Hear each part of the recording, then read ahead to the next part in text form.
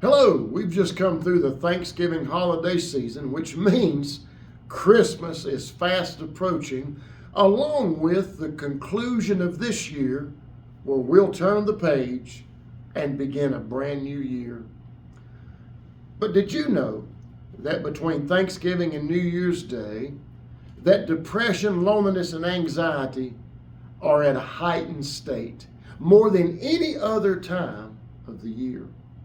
More people between Thanksgiving and Christmas battle and suffer and endure these things. There's more worry, there's more fear and loneliness and depression than any other time of year. Statistics tell us that between Thanksgiving and January 1st every year, more people commit suicide than all the other months added together. Now, there's many reasons for this and these emotions and feelings. One is it's cold outside. The days are short, the nights are long, and it gets dark early.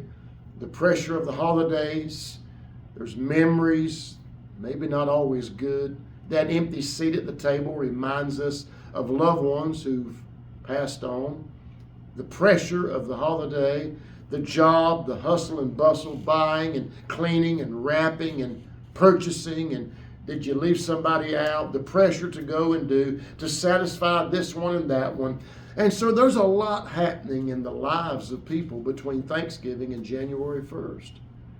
And then a simple view outside of our own homes and what's going on in our own lives, we see a political climate that is a disaster, with national elections coming up next year and a nation that is severely and hatefully divided. That brings depression, fear, loneliness, anxiety. And then there's the economic situation. People are struggling today because they're worried. Are they going to be able to buy groceries, pay bills, keep a roof over their head with inflation at an all-time high? And it just seems like things are not looking good. And let's be honest, regardless of which side of the political platform you stand on, there's much deception. And more times than not, they just want you vote. And then they kind of forsake all the promises they made, regardless of which side you stand on. And then, just to view a little further outside of our own reach, we see wars going on in the world and all these things happening. We're concerned about pandemics.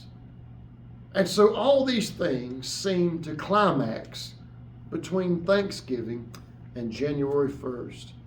And we can't seem to escape it. They knock on every heart, mind, and soul. So what can you do? Well, I want to invite you to come and be a part of this group of believers here at the Connection Point Church of God. People just like you, trying to make it through life on this journey of life as they too, and myself included, battle anxiety, worry, stress, fear, and we're trying to find some hope. We're trying to encounter some truth, and we all want to experience love. Well, you may be asking, well, what makes the place that you worship at different than any others? Well, I would dare say that we do things quite differently here. No, it doesn't mean that the house down the road that worships is wrong or right, or that we're better. No, I'm just inviting you to come and join us to get connected. Maybe you're looking for more. Maybe you're looking for a place to fit in. Maybe you're looking for answers or solutions. I believe that we can find them together. But we do gather on Sunday mornings, and what we do is quite different. Well, I love music, and I was a part of a praise band. I was a worship leader for years, and so I love music. But even our music and how we worship and song here is different. Sometimes when you go to a house of worship, aka church, it seems to be sensory overload. Our minds are already so full. Every day, the human mind on the average person takes in 100,000 bytes of information that our mind processes. And so all throughout the day, we're processing, thinking, making decisions and choices. Oftentimes it keeps us up at night. Well, you compound that by 6 days.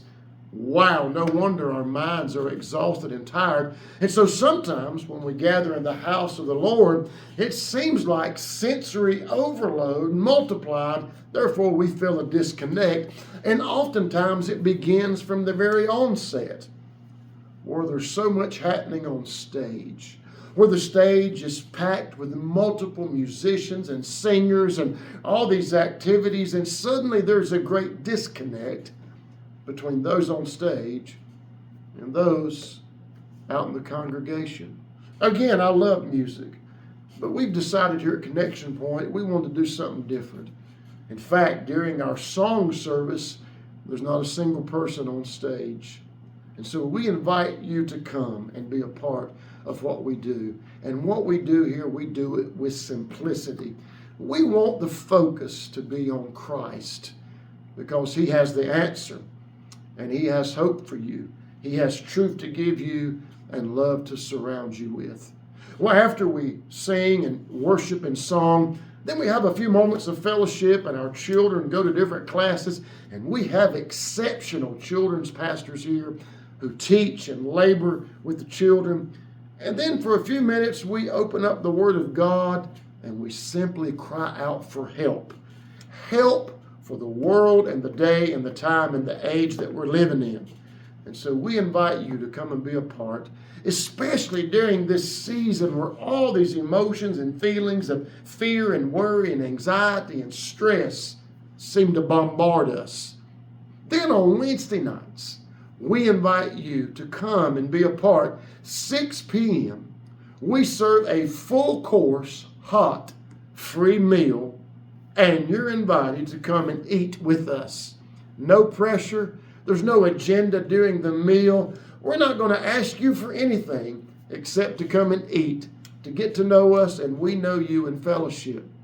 And then if you'd like to, at 7 p.m. on Wednesday nights, after our meal, we break up into small groups divided by age because each age group is going through something different in life. And then we want to take life application teaching that's relevant to what each age group is facing. And we gather in small groups and discuss it. We laugh, we talk, we fellowship, and then we search the scriptures for what to do. So I want to invite you, especially during this holiday season, to let you know you're not alone. There's hope, there's truth, and there's love. I want to wish you and yours a happy and safe holiday season. But you must remember, as we celebrate Christmas, that Jesus is the reason for the season. Why don't you come this Sunday at 11 a.m. and just start fresh and anew? No judgment. You don't have to wear a suit. You can just dress presentable. Come and show up here at the house of God. Let us love you. Who knows? You might bring us something that we need. I believe that everybody has talents and gifts. And so I want you to know that you're needed, you're wanted, and you're valued. And I want you to have a wonderful holiday season. And you're always invited here at the Connection Point Church of God.